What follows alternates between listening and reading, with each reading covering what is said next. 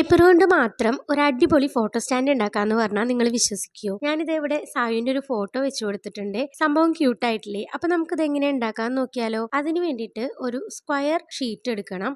അപ്പോൾ ഞാനിത് ഇവിടെ അളവൊന്നും എടുത്തിട്ടില്ല. എന്നിട്ട് അതൊന്ന് ഹാഫായിട്ട് മടക്കി കൊടുക്കുക.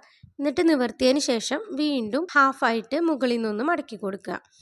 ഇനി നമുക്ക് ഈ മടക്കിയെടുത്ത ഭാഗങ്ങൾ വീണ്ടും ഒന്ന് ഹാഫായിട്ട് മടക്കി കൊടുക്കണം. അതായത് നേരത്തെ ഹാഫായിട്ട് മടക്കി വെച്ചിട്ടുണ്ടായിരുന്ന ഭാഗങ്ങൾ വീണ്ടും നമുക്ക് ഒന്നുകൂടെ ഒന്ന് ഹാഫായിട്ട് മടക്കി കൊടുക്കണം.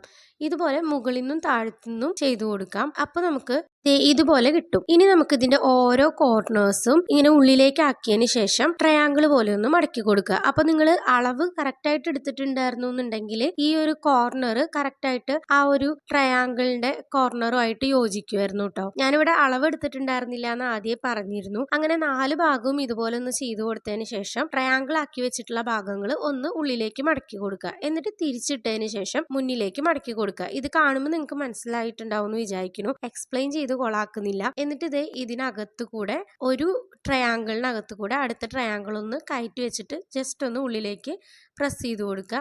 ബാക്ക് ഭാഗം ഇതുപോലൊന്ന് ട്രയാങ്കിൾ ഷേപ്പിലാക്കിയെടുക്കുക. ഇനി നിങ്ങൾക്ക് ഇഷ്ടമുള്ള ഫോട്ടോ ഇതിനകത്തോട്ടേക്ക് വെക്കാം കേട്ടോ. അപ്പം നമ്മുടെ ഫോട്ടോ സ്റ്റാൻഡ് ഇവിടെ റെഡി ആയിട്ടുണ്ട്. നിങ്ങൾക്ക് ഇഷ്ടമായി കഴിഞ്ഞാൽ ഒരു ലൈക്കൊക്കെ തന്ന് സപ്പോർട്ട് ചെയ്യണേ. അപ്പോൾ ബായ്.